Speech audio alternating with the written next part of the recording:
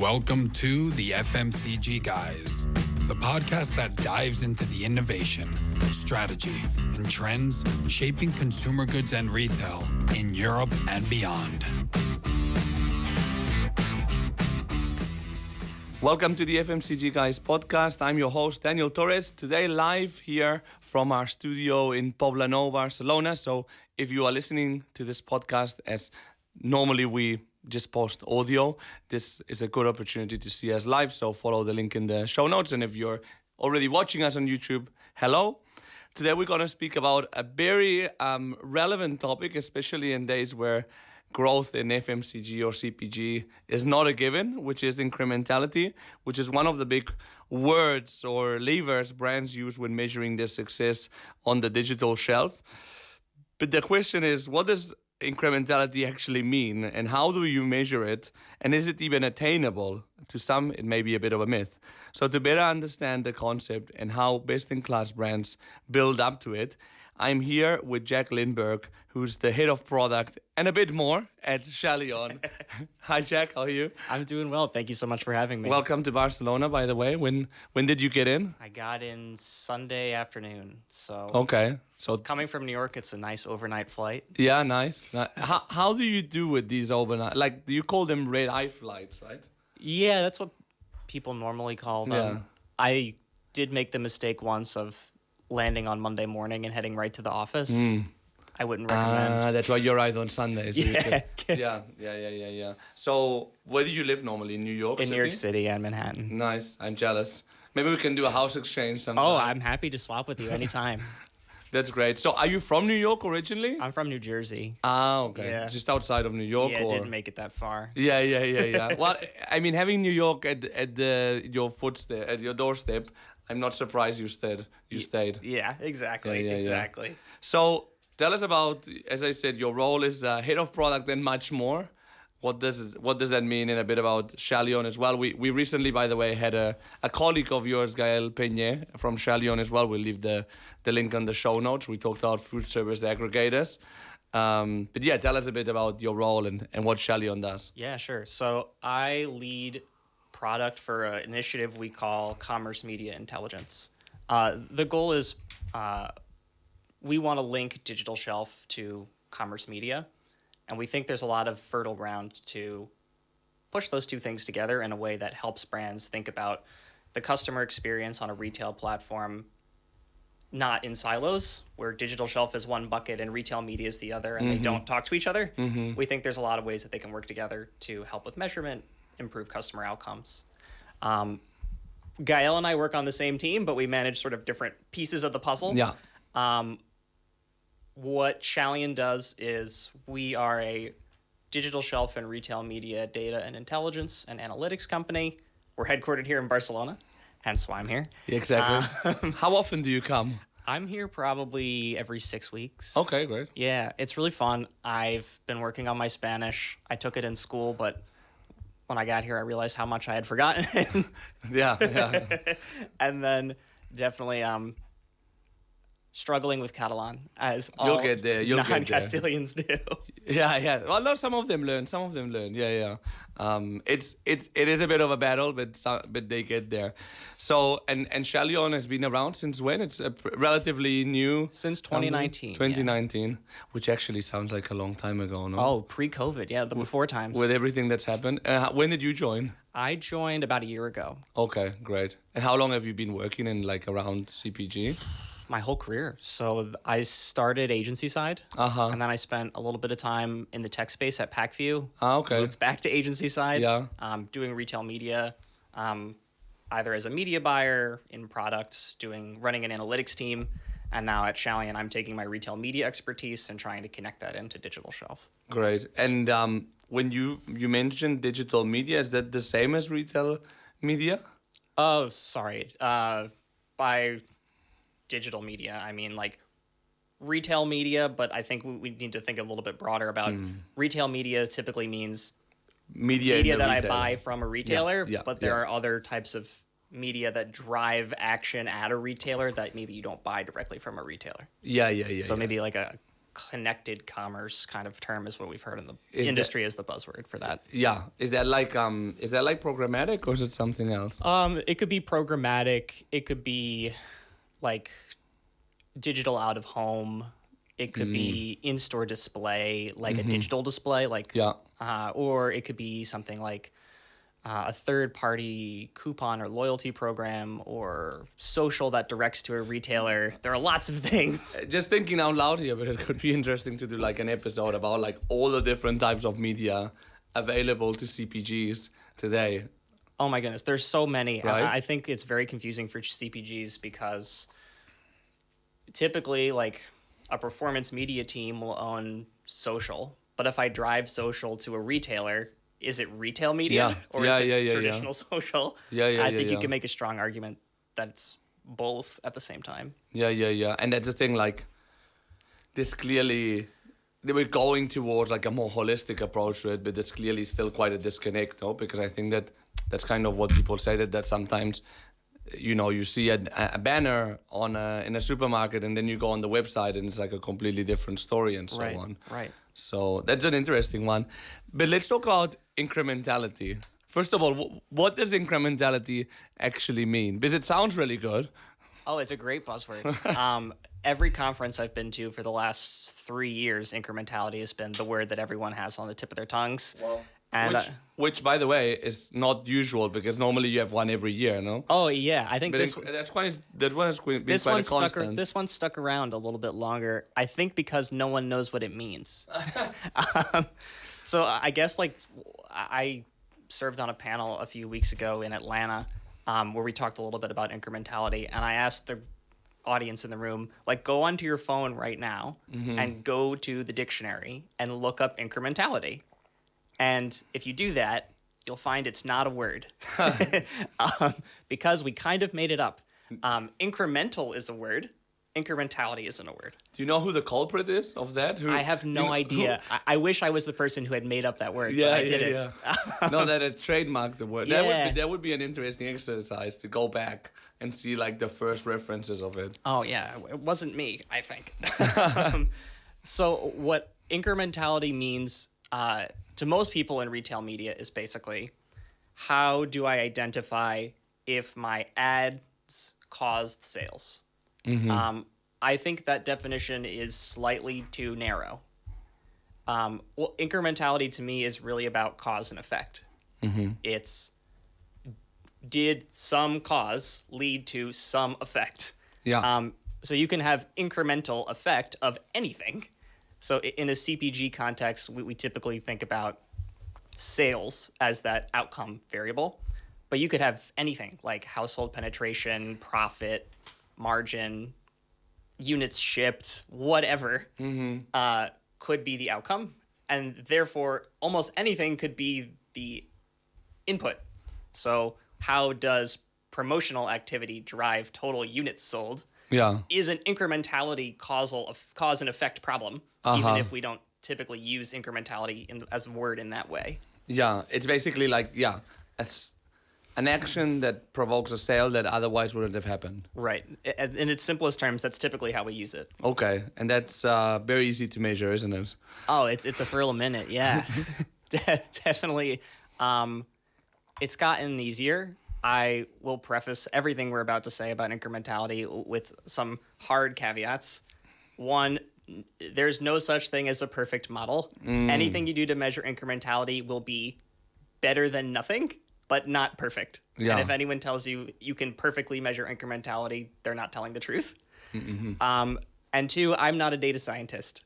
I play one on TV sometimes and on podcasts. So I'll do my best today to sort of simplify concepts, make it easier for like an audience of non-data scientists to understand. But if I make a mistake, dear data scientists, please be kind. But for example, incrementality, we hear it, for example, when it comes to like return on ad spend, ROAS, and they talk about iROAS as an incremental ROAS. Yes. Isn't ROAS by itself supposed to be incremental? Not necessarily. Okay. So what traditional ROAS measures is what I would call correlation.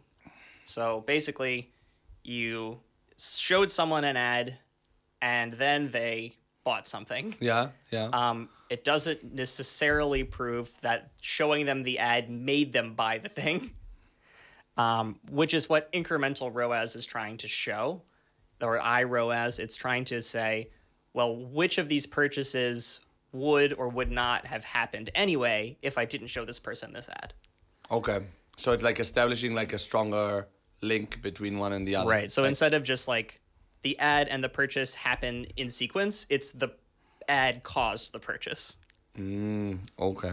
So why do you think like incrementality has become like that type of like reference? And as you said, during the 3 years, it's been these last 3 years, it's been a constant. I think because it solves a few problems in orgs. One is it helps us justify investment. I think with any emerging platform like retail media, it reaches a point where people say to themselves, okay, I started investing in this because it was new, and now I need to invest in it because it works. Yeah. It's not just a FOMO game anymore. Right, exactly. So iROAS or incrementality measurement helps justify to the rest of the marketing org or even to your CFO, I'm spending money here not because it's cool, but because it works. Yeah. That's why people are chasing after it.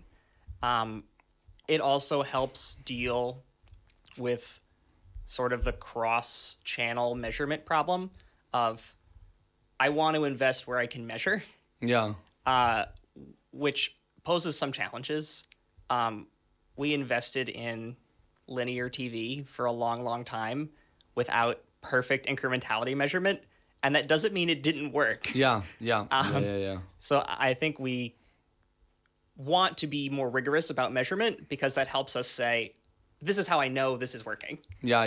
But that doesn't mean if you can't measure it, it's not working. Does that come from like the type of promise that with digital you can measure everything? Is that like a kind of result of that? I think part of the cause of why it's such a big deal is one of the main selling points of retail media is I have what's called deterministic identity, which is a big fancy word for saying I, as the retailer that is setting up this media network, I know who the person I'm showing ads to is the whole time. Yeah. And then I can link that to that specific person's purchases, where if I buy ads on Meta, I don't know if someone then walks into a store and buys my product. Yeah. But retail media is supposed to be this magic system where I can do closed loop attribution, where I know who I showed the ad to, and then I know if that same person purchased. And what do you think of the claims that it can be measured? It can be measured better than before, but still imperfectly. I don't want people to get the idea that like closed loop attribution is this magical silver bullet that makes it super easy to measure the impact of media from a retail media network. And for you guys at Shalion, why is incrementality important?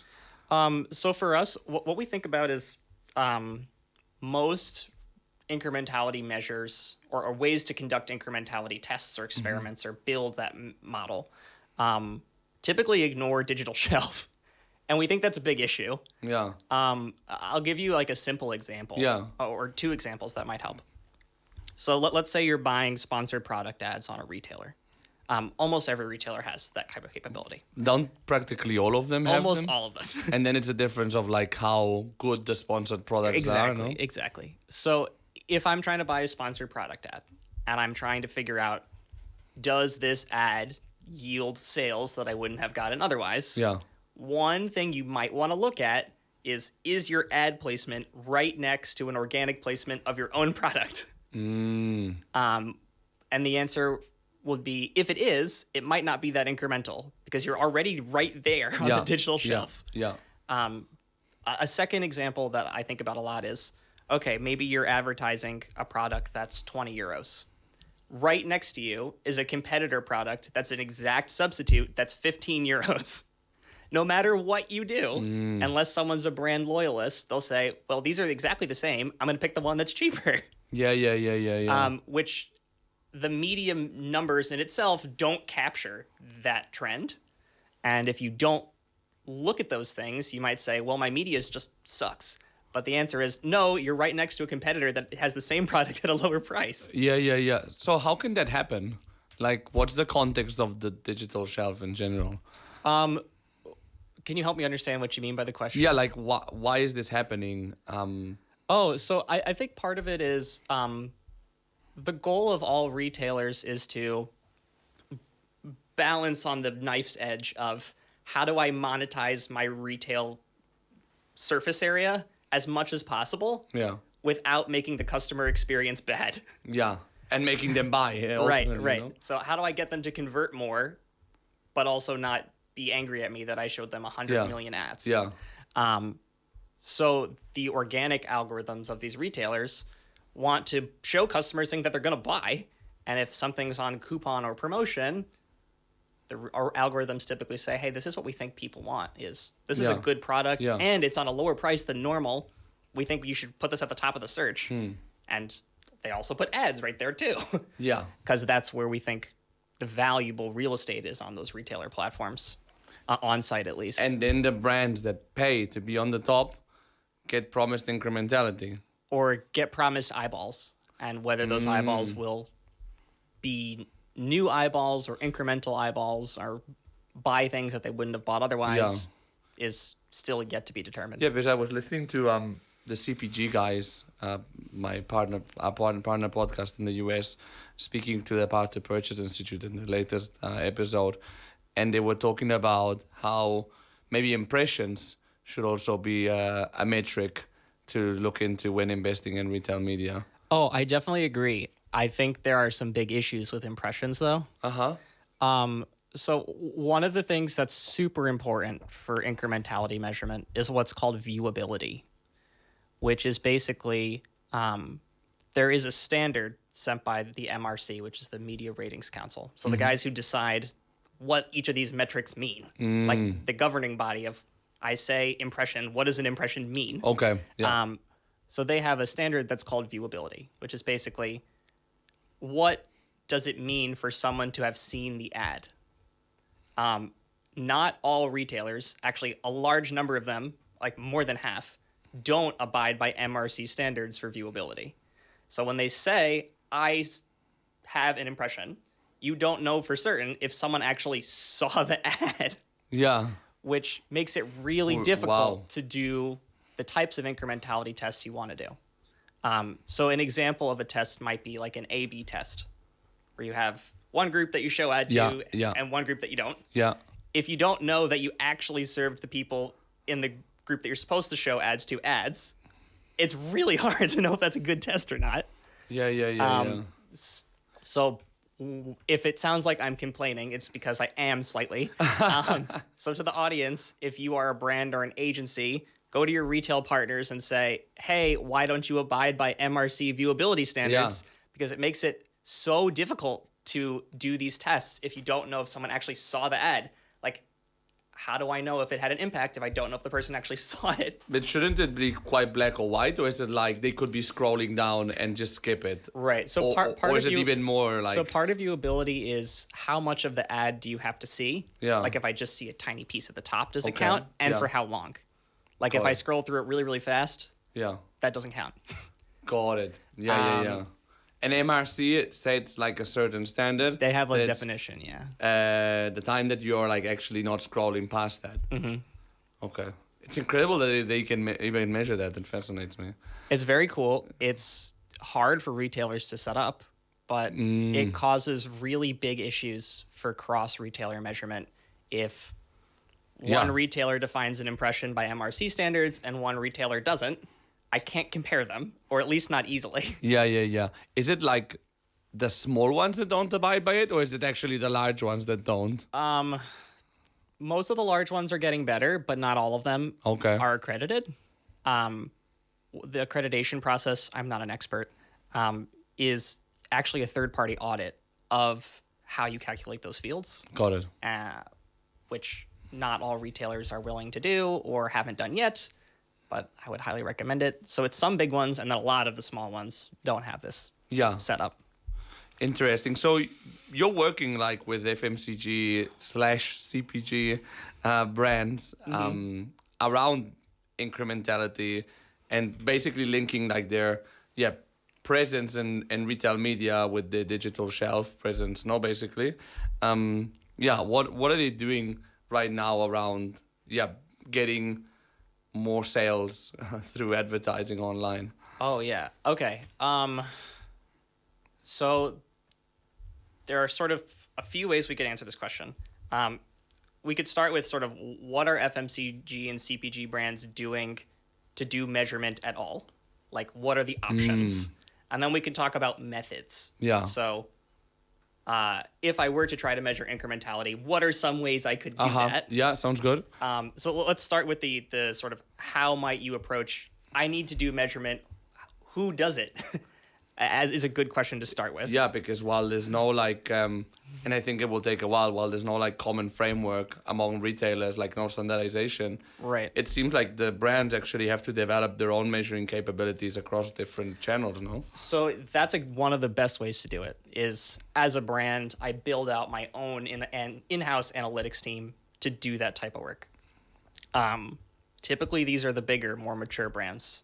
If I'm a mid-sized CPG, I have a hard time getting that many people who want to work on my analytics team to do that type of measurement. Yeah. The biggest brands have that, but not everyone does. The second option would be you go to your media agency. So whatever agency buys retail media on your behalf and say, you need to do this measurement work for incrementality. Some of them are good at it, some of them are not. The third option would be I'm going to go to a specialty analytics firm, like an analytics consulting firm, and have them do it. There are a bunch of good players in that space. The fourth option is I go to the retailer and I say, you need to give me incrementality measurement. And then the way Walmart calculates incrementality is not the same way Target calculates incrementality because they use different methods. And then when you try to compare them, you can't because they're derived in different ways. And then the last option would be you go to a third-party tech partner. Typically, it's like a retail media activation tool. And you say, you should have an incrementality measure in this tool when my team is buying media. There are some tools on the market that have those. I think none of those models are perfect, so take them as you will. Yeah. To me, if I had unlimited money as a brand, I would do it myself. Yeah. But that's not realistic for everyone. Yeah. So some combination of the other options is probably the best way to put it together if you're looking at your team and you're saying, I'm spending all this money on retail media and I need to come up with a measurement solution now. What can I do? Yeah, and while there's like things that I'm sure like steps in the right direction, I'm sure there's no on one side there's no perfect solution. Right. I don't believe in perfection anyhow. But secondly, there's plenty of mistakes that can be done. No. Sure. What are the most common mistakes or things that you would say if whatever you do, don't do that? So I think a big one would be don't assume that metrics that are called the same across different retailers are defined the same way. Yeah. Don't think that you can build the one model to rule them all. The one ring approach of Lord of the Rings will not work here. You'll turn into Gollum if you're not careful. Yeah, you're not going to enjoy it. It won't be fun. Another one for me is when I ask brands, how do you do incrementality measurement? Sometimes they tell me, oh, I do an MMM model. That could be a good answer. It depends. MMM models, depending on how you construct them, are not necessarily showing you cause and effect. Yeah. They can, but not all MMM models by default do that. Yeah. I also find, not as an MMM expert, but just someone who's like dealt with CPGs and FMCG brands using MMMs, is they sort of lose their accuracy really quickly. So like if I do an MMM once a year, and then I do a test to validate that the MMM was right at the beginning of the year after I get the results back, the rest of the year, I'm just kind assuming that those things have stayed true, Yeah. which yeah. maybe is not Which the the case way anymore. things are moving. So when you do an MMM, what's typically the output of it? So it's marketing or media mix modeling, no? Yes, yes. So what does it actually show you? So it typically shows you, basically for all the media channels you measure, that could be retail media, it could be anything else. It gives you a standardized way of saying what of the total sales are driven by each of those platforms. So what's attributed to social, what's attributed to Google, what's to retail media, so on and so forth. It doesn't necessarily say A cause B. It usually just say like, hey, when we see social in market, we find this many more sales. Yeah. Which can be misleading if you read it the wrong way. Yeah, because like if we were saying before, if we're going to like campaigns that are supposed to be more holistic and activations that are like, you know, in TV, retail media, out of home, like simultaneously, it's kind of contradictory with the other, no? Like, For sure. because TV is more expensive than retail media. Now, maybe the sale wouldn't have happened if it were on both channels at the same time, no? Right. So the cross-platform interaction effects become important to measure. I think what I've also seen with a lot of brands is we had a lot of conversations over the past couple of years about, hey, ROAS isn't the right thing to measure. And we said, hey, when you only look at ROAS and you turn this metric into the goal, we have a lot of issues. Like we do things that optimize towards ROAS and don't grow the business. I fear and have seen people do the same thing with iROAS. Where they say, well, I can't use ROAS because that's a bad metric to use as a goal. I'm going to pick a different metric to use as a goal. iROAS, that's my new goal. And there's this a concept called Goodhart's Law, which says like anytime you have a metric and turn it into a goal, it stops being a useful metric because people try to game the metric. That I can figure out a lot of ways to make iROAS go up that don't help the business. Yeah. I'll give you some examples. Like if I was head of retail media at a brand and let's say I report to the CMO and the CMO says, hey, I need you to drive incrementality. That's the goal. This is what I might do to do that in a way that will get the incremental ROAS number really high, but maybe not help the business at all. So one of the things I would do is I would prioritize platforms where I can readily measure incrementality. So if I have really strong measurement on retailer A, I'm going to spend money there because I can prove that it's doing something. Interesting. Even if I say, hey, the business needs to grow retailer B, but that doesn't have very good measurement practices at that retailer. Is that like, so that's one thing that I guess that you're recommending your clients these days. What else? Are you recommending your clients to increase that to like? I'm not sure if I would say like increase incrementality. Yeah, no. But like just to work better around that concept because it's obviously something to aspire to, no? I think a big one is like understanding the methods. Yeah. So if someone tells me they're doing incrementality, well, how do I know if that's real? Because I think I'll be the first to say like incrementality is something we do. It's not something that I claim is perfect, and no one should. But I hope brands and folks at brands know the right questions to ask to understand if what someone's selling them is real or snake oil. Because I see a lot of people in the space saying, hey, I do incrementality. And because it's the hot buzzword of the day. Yeah. And that leaves brands really at a loss for understanding how to make heads or tails of it. Like who is giving me something that's valuable and who's not. I did come up with some ideas on how to do that. Let's go for them. Let me pull up some of my questions. What does snake oil actually look like?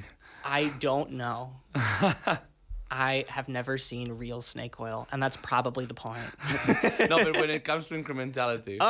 Okay.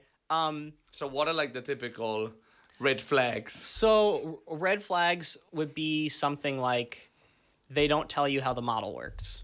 You say, hey, what method are you using? And they don't give you an answer. Or it's a proprietary model. Proprietary is their own, no? Yeah. So if they say it's a secret model that you can't learn how it works, it's probably not real. Oh, okay. Anyone who's doing this for real will tell you how their model works because these things are hard to build, and telling you how it works won't help you go build it. Got it. Yeah. I think some other questions that you might want to ask would be, how do you control for factors outside of the retail media reporting? And sorry, who would you typically ask that? So like if I were a brand and some magic company said, I do incrementality, and you would say, okay, that's great. Here are some questions you might want to ask. And who would that be? Like your agency? Could be your agency. It could be a third-party consultancy. It could be a tool. It could be a lot of people. Okay. Well, let's go for it. What are the key questions? Okay. A brand person or a trade person, which we'll ask you about later, should be asking. Yeah. So a question would be like, how do you control for outside factors? So things like the changes on the digital shelf, seasonality, pricing and promotions, competitor activity, the weather. If you have a seasonal product like Christmas trees or sunglasses or what have you, all of those things. Yeah. Important. Do you run experiments? Like, how are you testing that this model is accurate? Or are you deriving the model from a test, like an A/B test or a geo test where you compare region 1 to region 2? Another one would be, are you measuring incrementality across everyone or just the people that you know have seen ads? One of the big ways to get an error or wrong answers from your incrementality model is to self-select the people you measure based on their engagement. So if I just measure, hey, what's the incremental value of people who clicked to people who, not people who didn't click, but people who, or let me put it this way, people who saw ads, half of them clicked, half of them didn't. If I just look at that and never look at the people that never saw ads, I can't really assess whether the ad was the valuable piece or not. Of course, because you can't really compare. Right. Yeah. Can you break down the incrementality measure by channel, tactic, keyword, audience? Like, how granular can you go in what you're showing incrementality of? Like, if someone just says, hey, this is the incrementality of the whole retailer, there's nothing you can do with that data. It's very difficult to action. Another one would be, how do you handle a concept called ad stock? Ad stock is basically the idea that if I show you an ad right now, the effect of the ad doesn't immediately go away. It like, when I saw that Coca-Cola polar bear ad, I was like, that's memorable, and that's going to stick in my brain. Yeah. So when I think about Coca-Cola, I remember the polar bears, and I'm like, that ad stuck with me for a long time. Ad stock is one of those things that retail media doesn't have a long enough track record with, and changes so frequently that there's not like a standard number that you can just stick in there and that's the right ad stock metric. Yeah. Like TV, when we've been doing it for so long, we kind of have a better sense of like, if I needed to ballpark how fast TV ads decay, I kind of know. Retail media, we don't have enough data. So you have to go test it and see, hey, I have group A versus group B. How long does the effect of ads in the people who saw ads linger after I stop showing them ads? Is it a day? Is it a week? Is it a month? I don't know. Yeah. You have to derive that from an experiment. And then the last question I might ask would be like, what assumptions are you making in this model? All models make assumptions, and you have to be, in an ideal world, transparent about what assumptions you're making. What would an assumption be, for example? So a really important assumption in these models is that within a targeted group, so like in an audience, who gets shown ads is random, and that showing ads to you doesn't impact whether I get shown ads. That's not always true. No.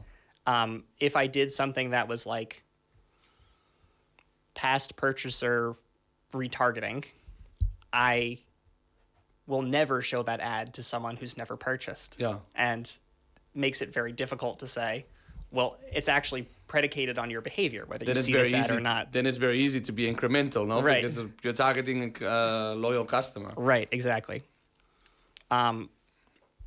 Definitely like tricky questions to ask.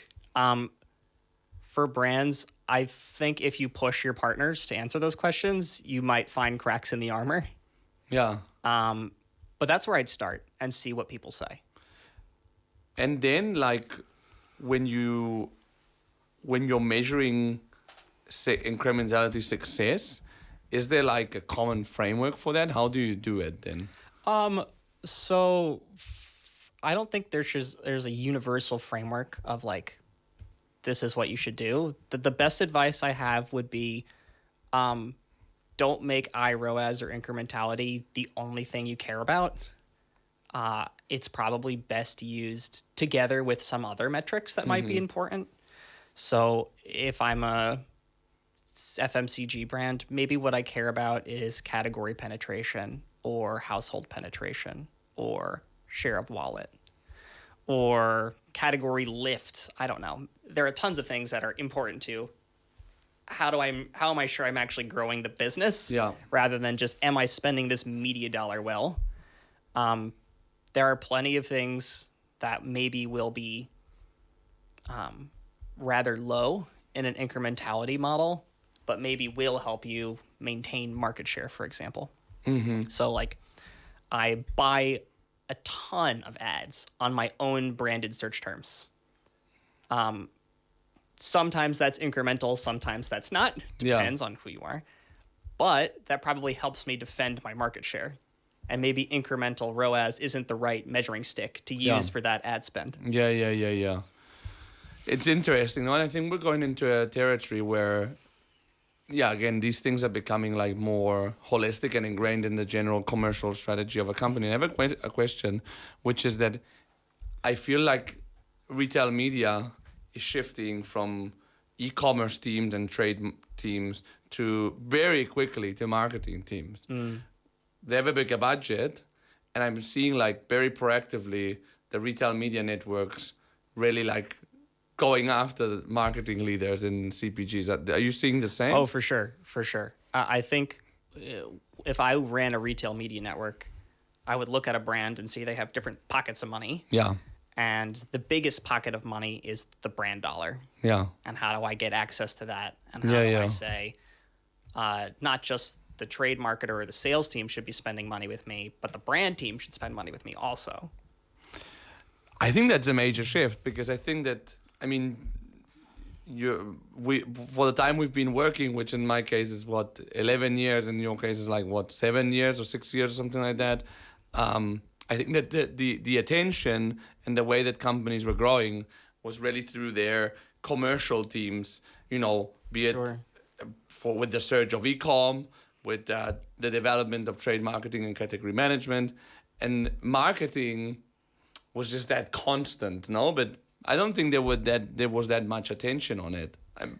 Correct me if I'm wrong. I definitely think what I've seen in orgs where retail media still lives in the sales team is that the coordination with marketing in terms of activation and measurement can be pretty weak. Yeah. And they're just doing their own thing with this retail media dollar and not speaking to the folks who are buying upper funnel media. I've even seen brands split their agencies into a lower funnel team and an upper funnel team. Never the two shall meet. Which always seemed weird to me. Oh yeah, and you hear like retail media networks saying, "Oh yeah, I had a meeting," or retailers saying, "I had a meeting with this customer, with this FMCG brand, and they brought the salespeople and the marketing people, and it was the first time they met." Right.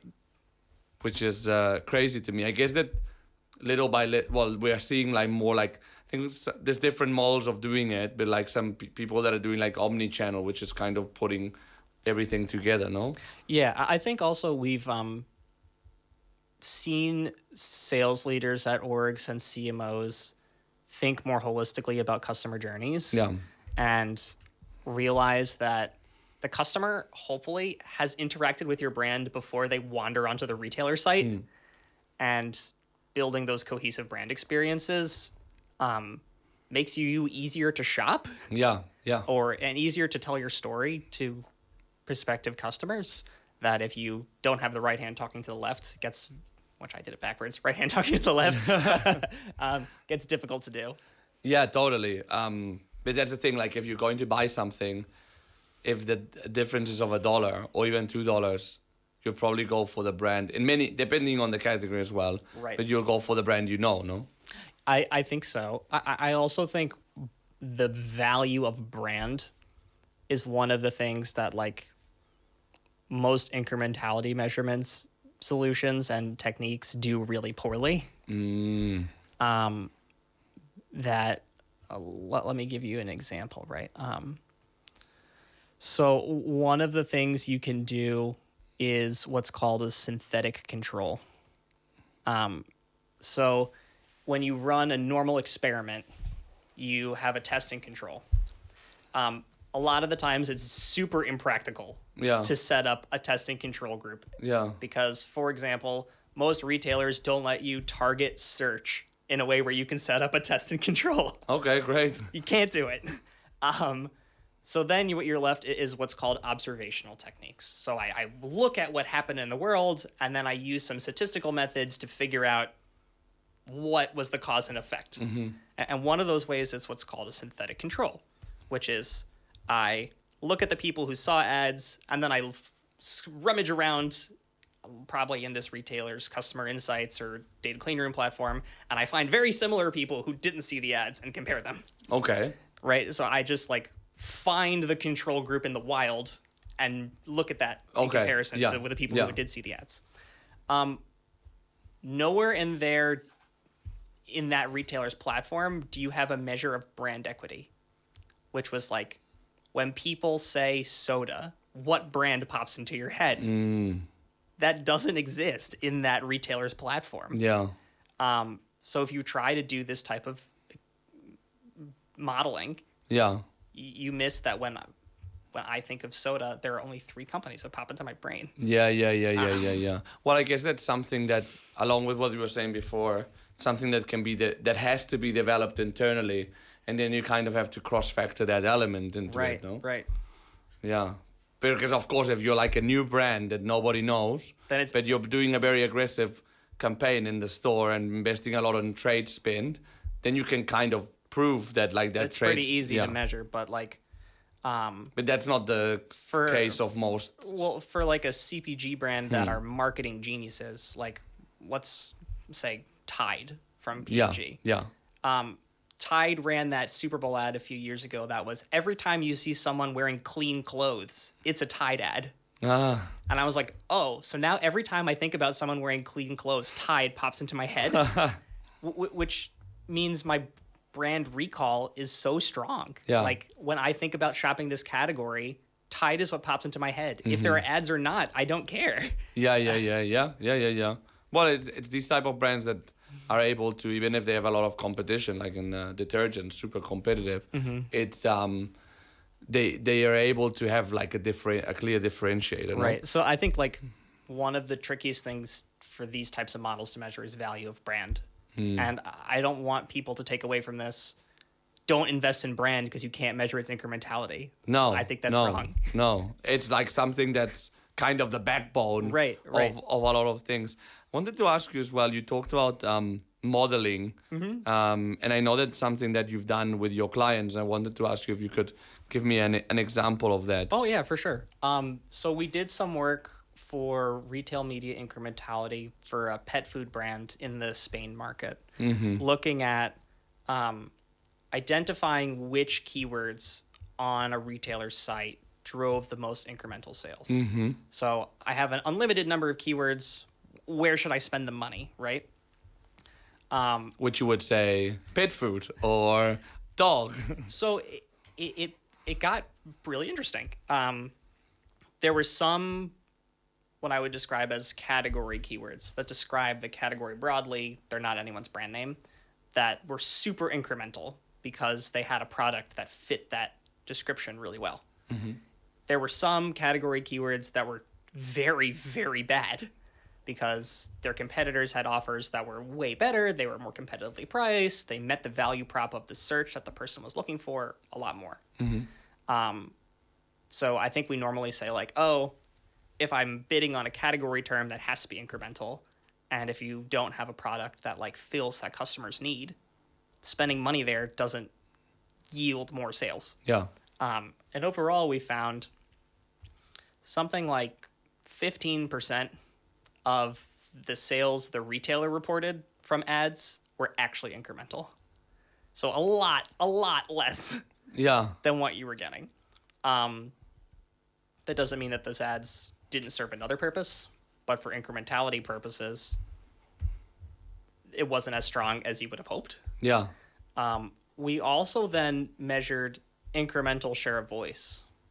So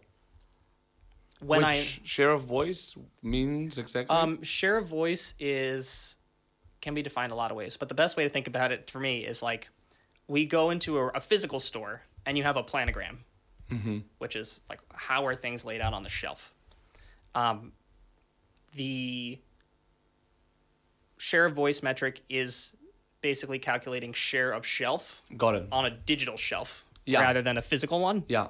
But like when you look at the shelf, who shouts to you more? Whose brand voice do you hear more, no? Who is easiest to find, who's at the top, who has the most number of products. And we found the places where driving incremental sales was strongest didn't really correlate to the places where driving incremental share of voice was the strongest.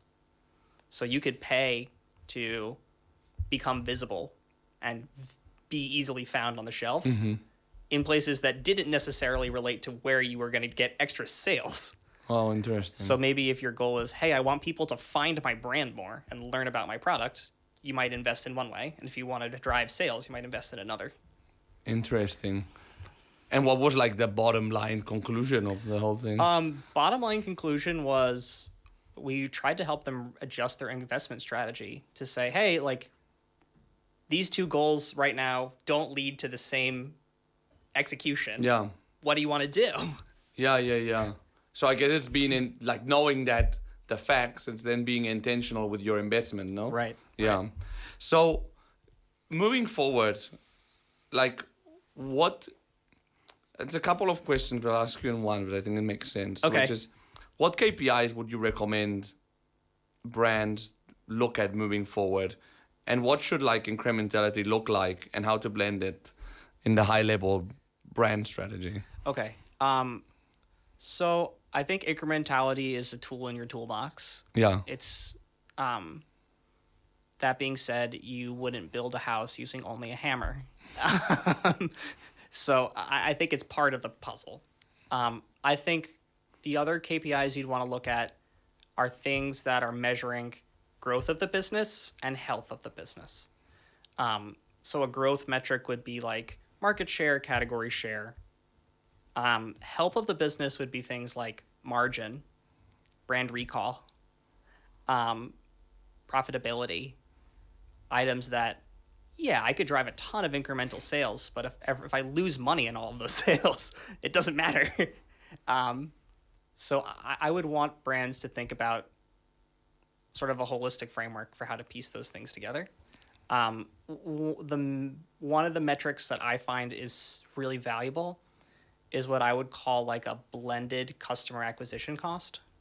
Mm-hmm. So if you take all of your media spend, not just retail media, but everything, and then calculate that and divide that by the number of purchases, not purchasers, not number of people who purchased, but number of times a transaction happened, you get how much did it cost to make this transaction happen? And a goal over time is like you increase the number of transactions and the cost to have those transactions goes down. Yeah, which makes more sense in a blended campaign, no? Right. To measure like as a campaign and not necessarily. I mean, I guess that then you can again do and measure like actually every channel how it's worked. But I think it probably makes sense because there's a lot of assumptions that are not correct. No. Yeah, there are lots of thorns once you get into the weeds. Yeah, exactly. What would be like the last kind of takeaway? I don't know if it would be like a last takeaway in terms of like what the next year may look like and how things may evolve. So I think one of the trends that I'm interested in seeing how brands evolve their thinking is what importance do they place on doing things themselves? I think when I talk to agencies, some of the metrics I mentioned about margin and profitability, the agency never has. So yeah, they can put together a really interesting media incrementality model, but they don't have the guardrail metric to compare against. Yeah. So I think in the end state, like brands will be doing a lot of the heavy lifting on how to do this measurement in a way that is holistic, but will need help from a lot of people. Like I haven't seen very many brands that are very avid digital shelf crawlers. Yeah. And go out and collect hundreds and thousands of retailers of digital shelf data like Shalion does. So our goal is like, we are happy to help you with the modeling. We're happy to do it for you. We're happy to give you data for you to do modeling with. But we hope that you do modeling. Like the answer is not do nothing because it's too hard. Yeah, don't outsource everything, but create like an ecosystem of like internal capability plus external capability. Right. And I think the practical issue is like you can't wait for this ecosystem to improve while you are spending money live, right? Like you'd rather have an imperfect solution than nothing. Yeah, exactly. And building your own imperfect solution or getting an imperfect solution off the shelf will help you more than sitting on your hands waiting for the retailers to get their act together and measurement difficulty to improve. Which is not happening anytime soon. So Jack, thanks so much for joining me. I'll leave obviously your LinkedIn profile in the show notes in case I think you have a lot of knowledge to share. So I invite people to get in touch with you. And thanks to all our listeners for tuning in. And we'll see you in the next episode of the FMCG Guys. Have a great one.